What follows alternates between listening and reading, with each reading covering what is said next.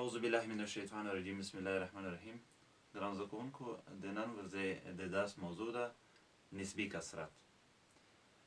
پیژندنه یې دغسې ده چې د هرې طبقې د مطلق کثرت او ډله ییز کثرت ترمنځ نسبت ته نسبي کثرت وایي. د دې سره په ځان کې تاسې د نسبي کثرت فیصدي هم وپېژنئ. کله چې د نسبي کثرت قیمت په سلو کې ضرب کړو، نسبي کثرت فیصدي بدل کیږي. که موږ د یوې طبقې مطلق کثرت په اف او ډله ییز کثرت په ان وښیو، نو د نسبي کثرت فرمول موږ دغسې لیکلی شو چې اف پر ان. اف موږ ته د یوې طبقې مطلق کثرت راښیي او ان ډله ییز کثرت راښیي. د دې لپاره چې تاسې دغه موضوع ښه وپېژنئ، جدول ته پام وکړئ.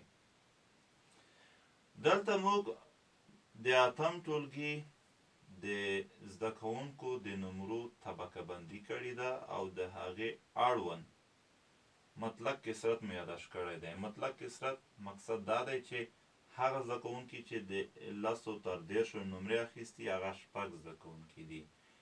له 10 نه تر 500 10 زده کوونکي او له 500 تر 80 نمرو اخیستونکي زده کوونکي بیا 4 نفر دي. نو دلته که موږ نسبي کثرت د دغو طبقو اړوند پیدا کوو، نو اول به ډله ییز کثرت پیدا کوو. ډله ییز کثرت لپاره د هرې طبقې مطلق کثرت په یوځایي ډول جمع کوو. 6 جمع 10 14 جمع 4 شل. نو وایو چې ډله ییز کثرت چې دی هغه څومره شو؟ ډله ییز کثرت شل شو.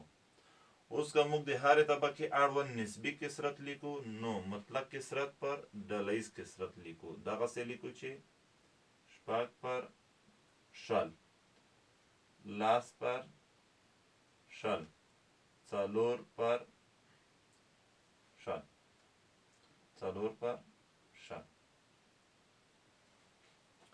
ښه، که د نسبي کثرت فیصدي په لاس راوړو، همدغه نسبي کثرت قیمت چې دی هغه موږ په سلو کې ضرب کوو. دغسې لیکو چې 6 پر شل ضرب سل 10 پر شل ضرب سل او 4 پر شل ضرب سل.